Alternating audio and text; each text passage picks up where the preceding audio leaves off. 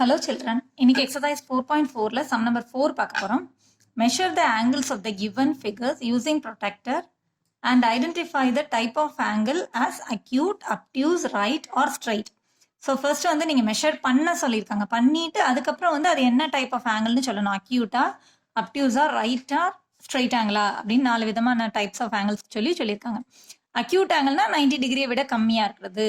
obtuse-னா 90 டிகிரியை விட அதிகமான நம்பர். ரைட் ஆங்கிள்னா ஸ்ட்ரெயிட் 90 டிகிரி ஆர் ஸ்ட்ரெயிட் ஆங்கிள்னா 180 டிகிரி கரெக்ட் 180 டிகிரி தான் ஸ்ட்ரெயிட் ஆங்கிள். ஓகே, இதெல்லாம் ஃபர்ஸ்ட் அண்டர்ஸ்டாண்ட் பண்ணிட்டு அதுக்கு அடுத்து நம்ம மெஷர் பண்ணுறதுக்கு போகலாம்.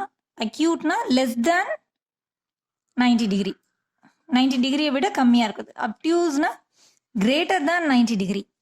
ரைட் ஆங்கிள்னா ஷார்ப் 90 டிகிரி, ஸ்ட்ரெயிட் ஆங்கிள்னா ஷார்ப் 180 டிகிரி. ஃபர்ஸ்ட் இதை ஞாபகம் வச்சுக்கோங்க. இப்போ வந்து உங்களை ப்ரொடெக்டர் யூஸ் பண்ணி மெஷர் பண்ண சொல்லியிருக்காங்க இல்லையா? ஸோ ப்ரொடெக்டர் யூஸ் பண்ணுறதோட ஃபஸ்ட்டு இப்போ தான் நீங்கள் பிகினிங் அப்படிங்கிறதுனால உங்களுக்கு ப்ரொடெக்டரை பற்றி ஃபஸ்ட்டு ஒரு குட்டி எக்ஸ்ப்ளனேஷன் பண்ணிடலாம்னு நான் நினைக்கிறேன். இப்போ பாருங்கள், ப்ரொடெக்டரில் வந்து என்னெல்லாம் இருக்குது அப்படின்னு பார்த்தீங்கன்னா, கீழே ஃபஸ்ட்டு இதுதான் நீங்கள் நோட் பண்ணணும். ஒரு பாயிண்ட் இங்கே இருக்கிற ஒரு பாயிண்ட்டை ஞாபகம் வச்சுக்கோங்க. இந்த லைன் வந்து ஒரு பேஸ் லைன், இதுதான் நம்மளோட இம்பார்ட்டன்ட் பேஸ் லைன். இந்த பாயிண்ட் இதையும் கவனிச்சுக்கோங்க. அதுக்கு அடுத்து நம்ம இதில் நோட் பண்ண வேண்டியது என்னன்னு பார்த்தீங்கன்னா, 0லேருந்து 180 டிகிரி வரைக்கும் இருக்குது. அதே மாதிரி இன்னொரு செட் ஆஃப் 0லேருந்து 180 டிகிரி வரைக்கும் இருக்குது. இதில் தான் நீங்கள் நிறைய பேர் கன்ஃபியூஸ் ஆவீங்க. ரொம்ப ஈஸியாக நீங்கள் கிளியராக அண்டர்ஸ்டாண்ட் பண்ணிட்டீங்கன்னா ரொம்ப ஈஸியான சாப்டர் ஜாமெட்ரி, ஈஸியாக மார்க் ஸ்கோர் பண்ணலாம். ஸோ கிளியர் அண்டர்ஸ்டாண்டிங் மட்டும் இருந்தால் போதும், ஒரு ஸ்லைட் அண்டர்ஸ்டாண்டிங் அவ்வளோதான். ஜஸ்ட் வந்து என்ன இருக்குது, 0லேருந்து 180 டிகிரி வரைக்கும் இருக்குது, இன்னொரு 0லேருந்து 180 டிகிரி வரைக்கும் இருக்குது. ஸோ எந்த நம்பர் நம்ம மார்க் பண்ணணும் அப்படிங்கிறது மட்டும் தான் நம்ம கவனிக்கணும். அதே போல் இந்த பேஸ் லைனையும் இந்த காமன் பாயிண்ட்டையும் நீங்கள் ஞாபகம் வச்சுக்கோங்க. இந்த பாயிண்ட் தான் 0, ஓகேவா? அதே போல் இந்த பேஸ் லைன் தான் 0 டிகிரி. இது ஒரு 0 டிகிரி, இது ஒரு 0 டிகிரி. ஸோ இந்த லைன் பார்க்கும்போது இது 0, இந்த பக்கம் லைன் பார்க்கும்போது இது 0. ஓகே, இப்போ பார்த்தீங்கன்னா நம்மளோட ஆங்கிள்ஸ் எல்லாமே பார்த்தீங்கன்னா ரைட் சைடில் தான் ஓப்பன் ஆயிருக்கு. ரைட் ஆங்கிள், அக்யூட் ஆங்கிள் எல்லாமே வந்து ரைட் சைடில் மட்டும்தான் ஓப்பன் ஆயிருக்கு. இப்போ சம்டைம்ஸ் நம்மளோட பிக்சர் பார்த்தீங்கன்னா லெஃப்ட் சைடில் ஓப்பன் ஆயிருக்கும். ஸோ இப்போ இந்த மாதிரி ஒரு ஆங்கிள் இருக்குன்னு வச்சுக்கோங்களேன், இந்த சைடில் ஓப்பன் ஆயிருக்கு. ஸோ இந்த மாதிரி இருக்கும்போது நம்மளுக்கு தேவையான இது பார்த்தீங்கன்னா இந்த சைடு லெஃப்ட் சைடில் இருக்கிற பேஸ் லைன். இப்போ ரைட் சைடில் இருக்கும்போது நம்ம ரைட் சைடில் இருக்கிற பேஸ் லைனை தான் யூஸ் பண்ண போகிறோம். ஸோ ரைட் சைடில் இருக்கிற பேஸ் லைன் யூஸ் பண்ணும்போது இந்த டிகிரி தான் நமக்கு தேவை, அதாவது இன்னர் ஆங்கிள் 0, 10, 20, 30, 40 இந்த லைன் இருக்குது பார்த்தீங்களா? ஸோ இந்த லைன் யூஸ் பண்ணுறீங்க அப்படின்னா பேஸ் லைனாக நீங்கள் இந்த லைனை கன்சிடர் பண்ணிங்கன்னா 0லேருந்து நீங்கள் இதை செக் பண்ணணும். ஸோ இன்னர் ஆங்கிள் தான் நம்மளுக்கு தேவையானது. நம்மளோட ஆங்கிள் வந்து லெஃப்ட் சைடில் இருக்குது, நம்மளோட பேஸ் லைன் வந்து லெஃப்ட் சைடில் இருந்தால் நம்ம யூஸ் பண்ண வேண்டியது வந்து அவுட்டர் ஆங்கிள் 0, 10 அந்த மாதிரி போகணும். ஸோ இதை 0வா கன்சிடர் பண்ணிங்கன்னா 0, 10, 20, 30, 40 போகணும். இந்த லைனை 0வா கன்சிடர் பண்ணீங்கன்னா, பேஸ் லைனாக கன்சிடர் பண்ணீங்கன்னா இது பேஸ் லைன்.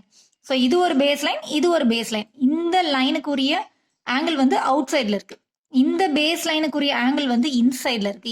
இந்த ரெண்டு கான்செப்டை மட்டும் நீங்கள் கிளியராக அண்டர்ஸ்டாண்ட் பண்ணிட்டீங்கன்னா ஈஸியாக ஜாலியாக பண்ணலாம். நல்லா ஒரு இன்ட்ரெஸ்டிங்காக ஒரு ஃபன் மாதிரி இருக்கும். ஜியாமெட்ரி பார்த்தீங்கன்னா நல்லா இன்ட்ரெஸ்டிங்காக நீங்கள் பண்ணலாம்.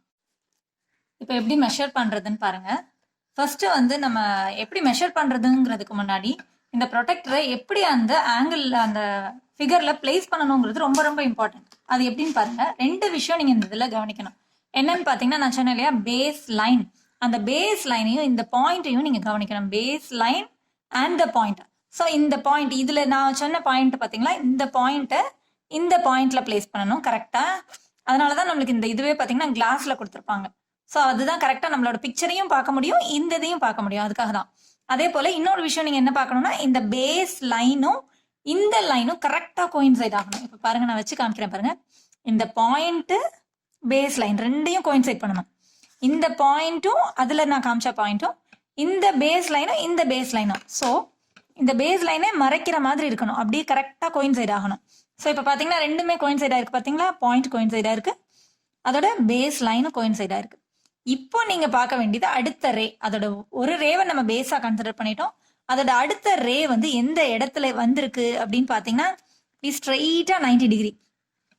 இப்போ நான் உங்களுக்கு வந்து 2 விதம் சொன்னேன் இல்லையா, 2 ஆங்கிள்ஸ் இருக்குன்னு, 0, 10, 20ன்னு ஒரு இன்னர் ஆங்கிள் ஒன்று இருக்கு, இந்த பக்கம் அவுட்டர் ஆங்கிள் ஒன்று இருக்கு 0, 10, 20. ஆனா ரெண்டுமே வந்து 90 டிகிரியை பொறுத்த வரைக்கும் ரெண்டுமே சேம் தான். அதனாலதான் நடுவுல கொடுத்துருக்காங்க பாத்தீங்களா. ஸோ 90 டிகிரி தான் இதோட ஆங்கிள்.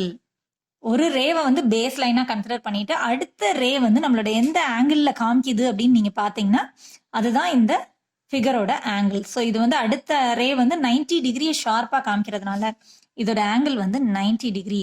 அதே போல நமக்கு 90 டிகிரினா என்னன்னு தெரியும் இல்லையா. இதோட டைப் ஆஃப் ஆங்கிள் வந்து ரைட் ஆங்கிள். அதோட டைப்பையும் கேட்டிருக்காங்க. ஸோ இட் இஸ் ரைட் ஆங்கிள்னு எழுதிடணும். அடுத்து ஃபர்ஸ்ட் திங் நீங்க எப்படி பிளேஸ் பண்ணணுங்கிறத கவனிக்கணும். என்ன கவனிக்கணும் அப்படின்னு பாத்தீங்கன்னா base line and this point ரெண்டும் கோயின்சைட் ஆகணும். ஸோ பாயிண்ட்டை கோயின்சைட் பண்ணுங்க. அட் த சேம் டைம் லைனையும் மிஸ் பண்ணிடக்கூடாது. இப்படி லைன் வந்து கிராஸா இருக்கிற மாதிரி இருந்தாலும் தப்பா போயிடும். அந்த லைன் வந்து ரொம்ப ரொம்ப இம்பார்ட்டன்ட். லைனும் கோயின்சைட் ஆகணும், பாயிண்ட்டும் கோயின்சைட் ஆகணும். ஸோ அப்பதான் உங்களால கரெக்டா வந்து அது என்ன ஆங்கிள்ங்கிறத கண்டுபிடிக்க முடியும். ஸோ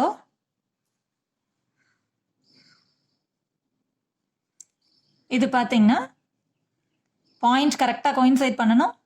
ஸோ நம்மளோட பிக்சரில் பார்த்தீங்கன்னா இது கரெக்டாக இருக்கும். இதில் நான் கொஞ்சம் டிஃப்ரெண்ட்டாக வந்திருக்கேன். இப்போ பாருங்க, இப்போ இந்த லைன் பாயிண்ட் ரெண்டையுமே நீங்கள் கோயின்சைட் பண்ண வச்சிங்கன்னா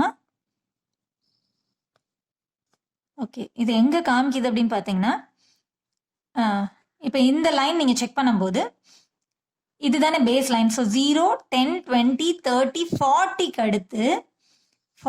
அடுத்து 50க்கு டச் பண்ணலை, 50க்கு போகலை, 50க்கு போகாமல் நடுவில் இருக்கு. ஸோ 40க்கு அடுத்து நம்மளோட ஸ்கேலில் நம்ம மெஷர் பண்ண மாதிரி 41, 42, 43 இந்த மிடில் லைன் வந்து 45.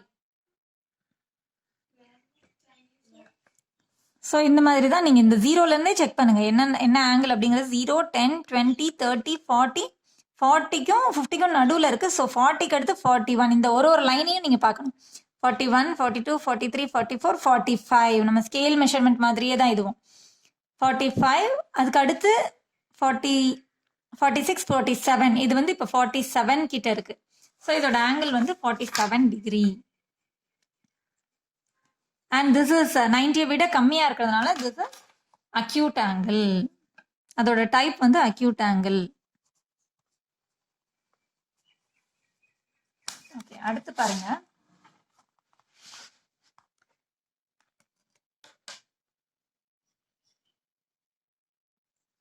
ஓகே, நம்மளோட தேர்ட் சம். இப்போ இங்க இருக்கு நம்மளோட டாட். இது ஒரு ரே, இது அடுத்த ரே, ஆப்போசிட் சைட்ல இருக்கு அடுத்த ரே. ஸோ எப்படி நீங்க பிளேஸ் பண்ணணும் அப்படின்னு பாத்தீங்கன்னா இந்த டாட் வந்து இந்த இடத்துல கோயின்சைட் ஆகணும். இதுதான் பேஸ் ரே, இது பேஸ் ரே. அந்த லைன் அந்த பாயிண்ட்டும் பேஸ் ரேவும் சேமா இருக்கணும், பேஸ் ரேவும் சேமா இருக்கணும்.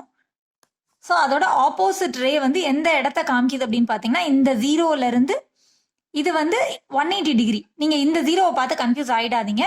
இது பேஸ் ரேல இருந்து 0. ஸோ 0ல இருந்து நீங்க கவுண்ட் பண்ணி கூட பாருங்க. 0க்கு அடுத்து 10, 20, 30, 40, 50, 60, 70, 80, 90, 100, 110, 120. ஸோ இதுதான் நம்மளோட ஆப்போசிட் லைன். ஸோ நீங்க பார்க்க வேண்டியது இன்னர் ஆங்கிள் 180 டிகிரி. இந்த ஆப்போசிட்ல இருக்குது அப்படின்னாலே 180 டிகிரி. எப்படி நீங்க மெஷர் பண்ணணுங்கிறதையும் நான் உங்களுக்கு சொல்லிடுறேன். ஸோ இதோட ஆங்கிள் வந்து 180 degree. And 180 degree, sharp 180 degree is called as straight angle.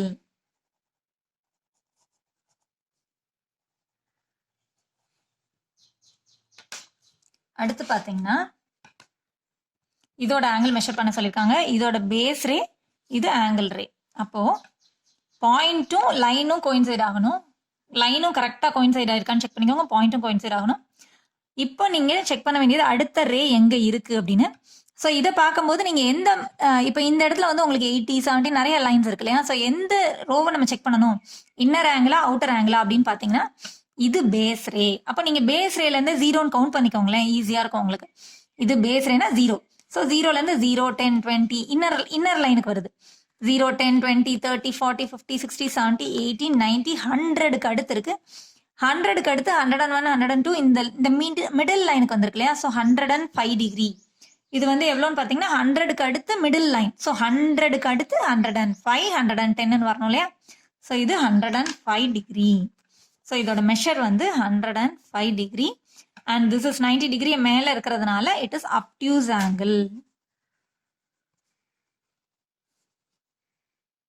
So இப்போ எப்படி ப்ரொடெக்டரோட யூசேஜ் பற்றி நல்லா கிளியராக அண்டர்ஸ்டாண்ட் பண்ணியிருப்பீங்கன்னு நினைக்கிறேன். எவ்வளோ இன்ட்ரெஸ்டிங்காக இருந்தது பார்த்தீங்களா?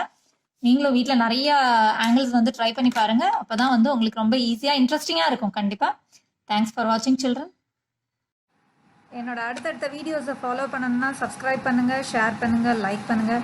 மறக்காமல் பெல் ஐக்கானை கிளிக் பண்ணுங்கள். அப்போ தான் உங்களுக்கு நோட்டிஃபிகேஷன்ஸ் வரும். தேங்க்ஸ் ஃபார் வாட்சிங் சில்ட்ரன்.